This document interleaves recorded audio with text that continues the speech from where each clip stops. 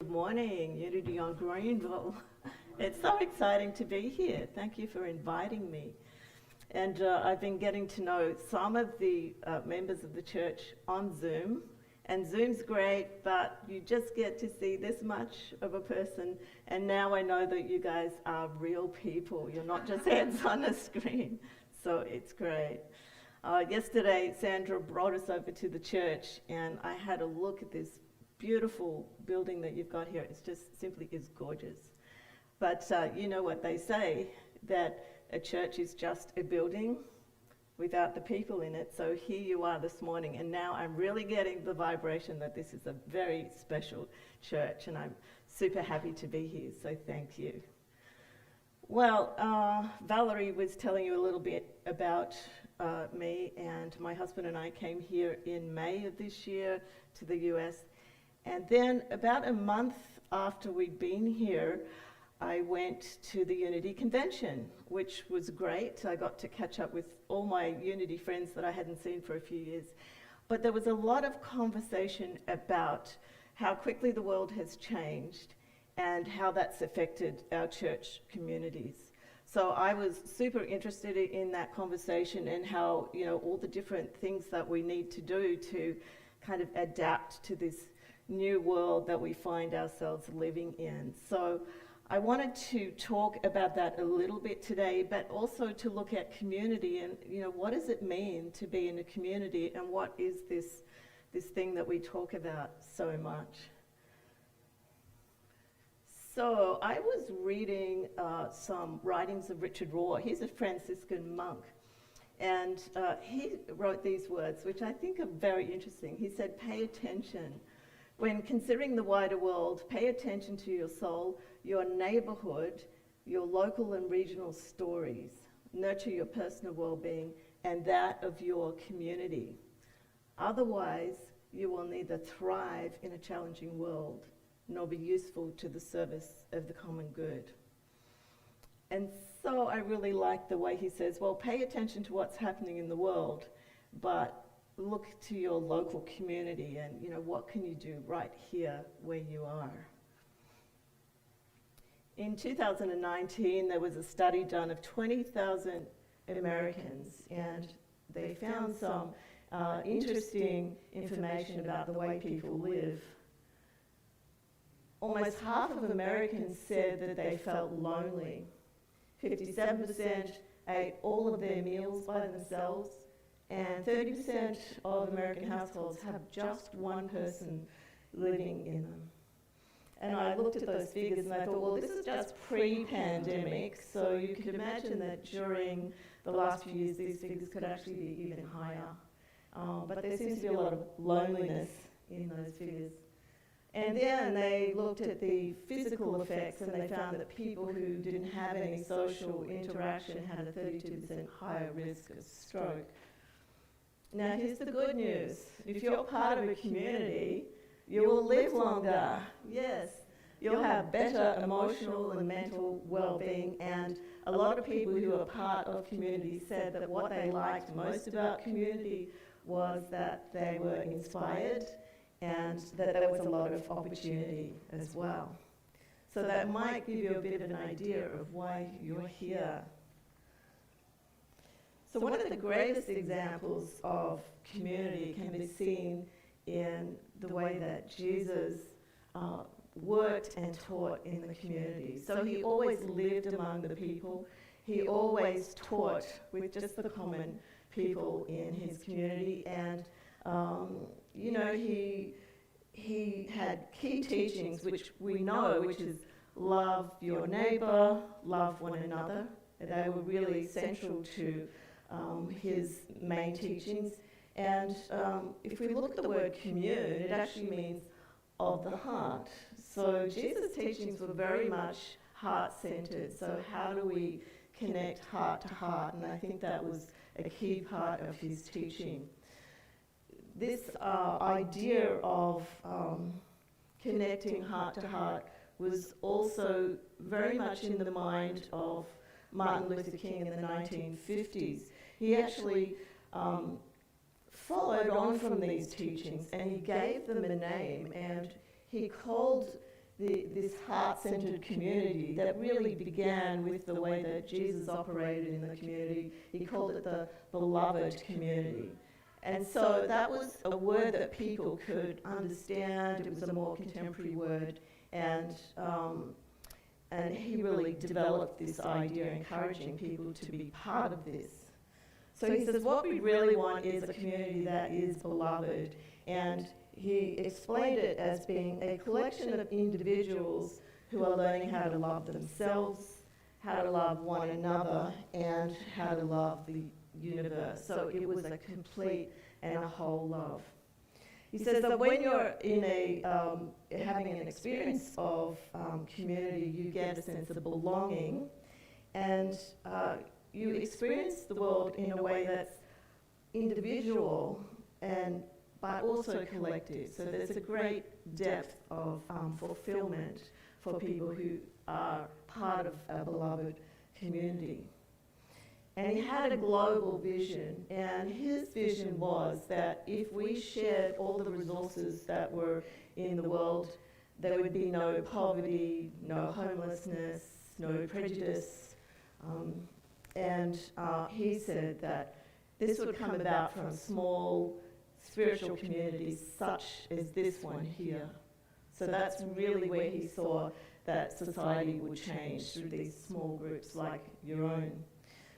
So what has happened, people have really taken to the beloved community and what this means, and over the decades they've looked at, well, what are the elements of the beloved community? So what might be the qualities that you would want in that community? And here are some of them. So the first one is compassion, and the whole Buddhist movement probably built around this idea of compassion. We have love and connection, and you might say, well, that's quite a Christian quality. Deep and radical self-knowledge, which speaks to our own awakening, our own wish to be more evolved and to understand who we are so that then we can help others. Healing, well, there's the Unity movement based entirely on healing. Vision, having a vision for something greater and bigger than just the day-to-day stuff.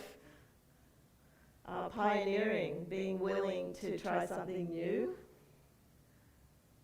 Evolution and emergence. This is what we were talking about at conference. Community has been evolving, and what's emerging. So what's new? What's this new little thing that's sprouting up? Oh, I've never seen this before, Mutual support, the way that we care and support for each other, not only in our own community, but outside of the church walls. Contribution, which is, what contribution can I make to the community? Possibility. Often we look at this one when we try everything and nothing works. We need something that's outside the square. And resiliency, and that's a huge one for the last few years. So these are just the key qualities that are considered to be part of the beloved community, and you might want to pause and look at that for a moment and ask yourself, well, how does this community speak to some of these qualities? And are there any gaps? And there's always gaps, so don't feel bad about it, but maybe the gap's something that you can fill.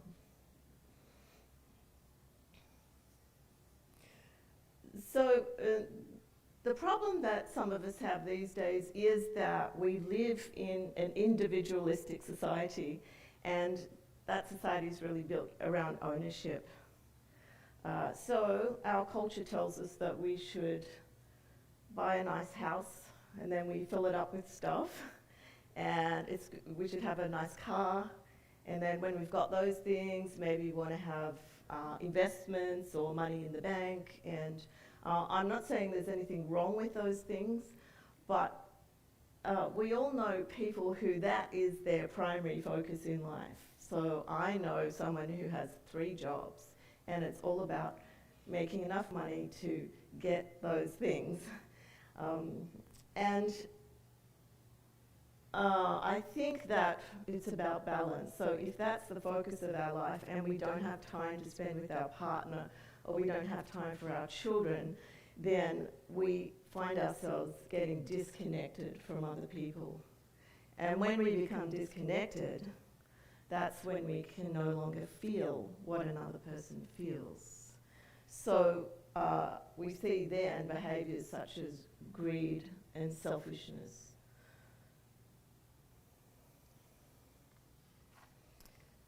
So in tribal society, and what came to my mind was up in northern Australia, there are still groups of Indigenous people who are semi-nomadic, and they don't have this this Western idea of ownership that we have. They talk about crossing over the land, and so one tribe will cross in one season, and then in the next season another tribe will go across the land. They don't ever have that feeling that they own the land. It just belongs to everybody. And in fact, they talk about treading lightly, so they have a great reverence for how, you know, the land belongs to everyone. And in those sort of more tribal communities, there is no poverty, there is no homelessness. And so I just wonder if maybe we've lost a little bit of the art of what community is really about, and that kind of heart-centered community.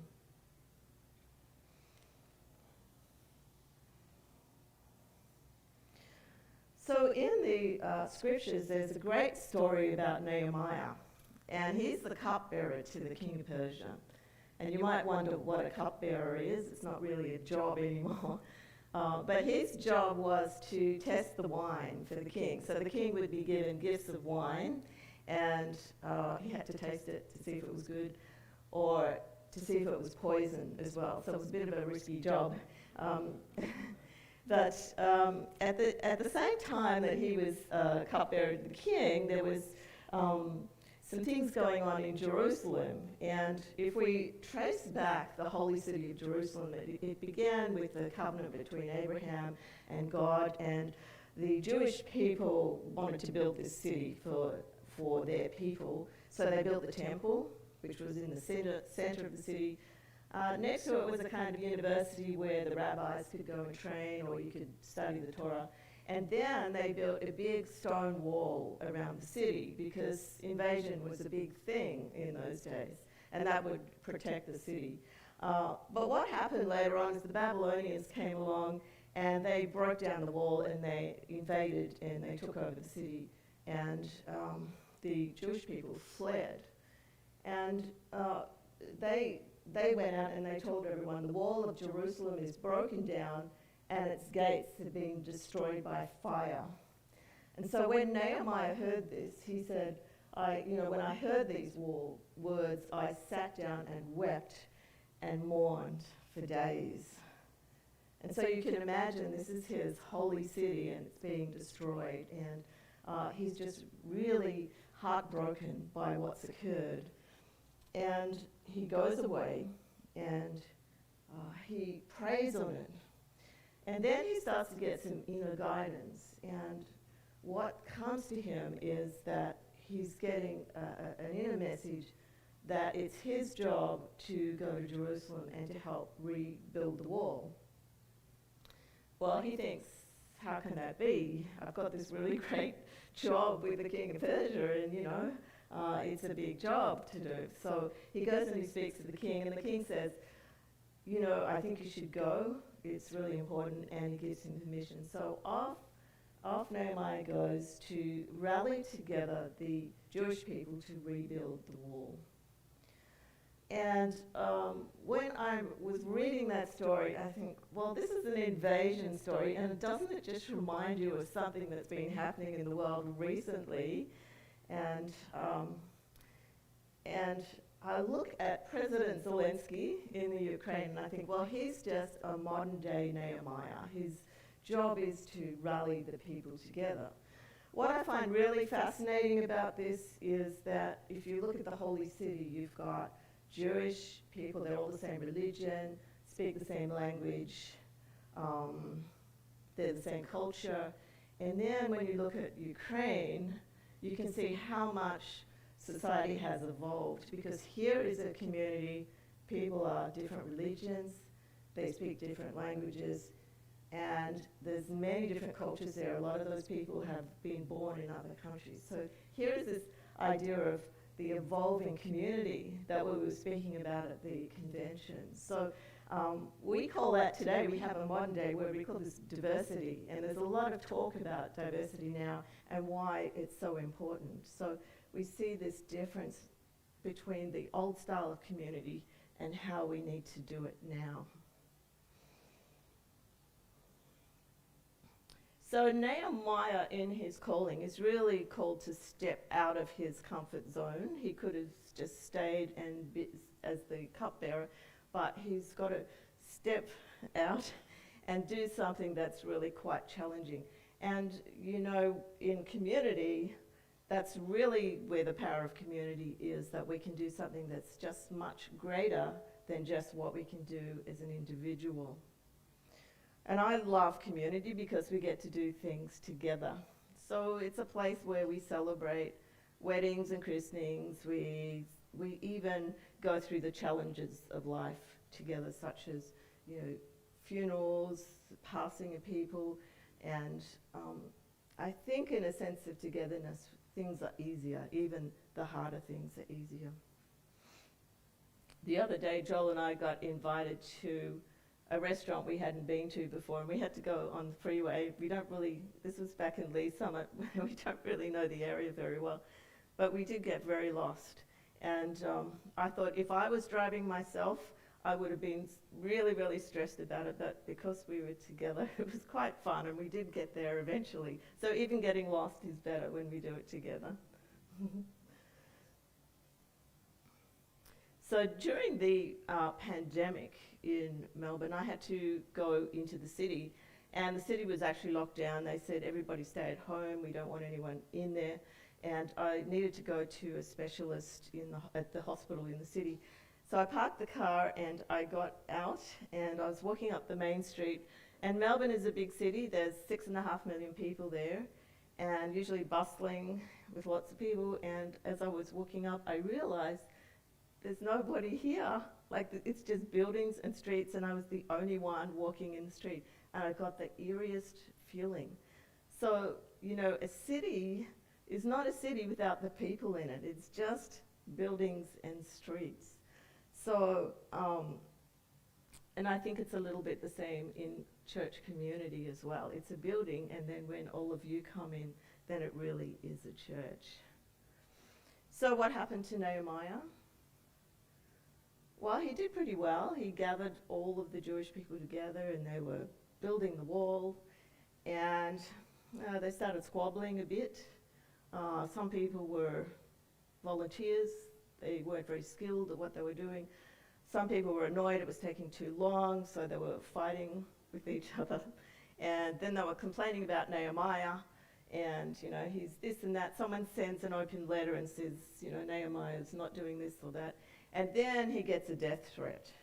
And he goes, what is going on? He felt really devastated by it, because this was his vision, to rebuild the wall so that the city would be protected, and they're all fighting and squabbling, and he thinks, and now someone's going to kill me, and so he feels like the whole thing's going to go down the drain.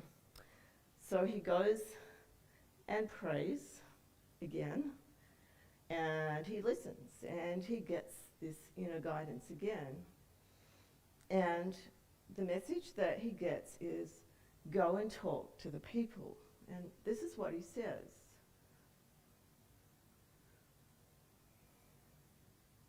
He says, do not be afraid. Remember the Lord, who is great and awesome. And they get it. They listen to these words, and they go back, do their work, and they finish building the wall. And Nehemiah is really rapt. He says, this is wonderful, look at this. And, you know, it was a big job. Can you imagine if there was a stone wall right around the city of Dallas, and your job was to rebuild it? That would be a big task, right? So he's done it. He's fulfilled this vision to rebuild the wall. But he looks and then he says, well, where are the people? And he realizes that he'd been so busy building the wall that he forgot about the people. He forgot about that heart-to-heart connection. And he goes, I know what I have to do. I have to create a homecoming. And so he goes and he gets a list, like a genealogical list of all the people who had lived in the holy city. And he sends out invitations, and then they start coming back. And he goes, yes, now the vision is fulfilled. And so community is a great opportunity for us to engage the heart, to connect with one another heart to heart. And it's also a chance for us to practice some of those beloved community qualities on each other. We can try it out on each other and see how it goes. Community gives us the chance to step out of our comfort zone and to do something bigger than just us, something that we might not be able to do as an individual. And like Nehemiah, we might come across some challenges, but we can always overcome them. And so you're invited to experience the homecoming. So come on in and just know that where 2 or 3 are gathered together, there I am amongst you. And so it is.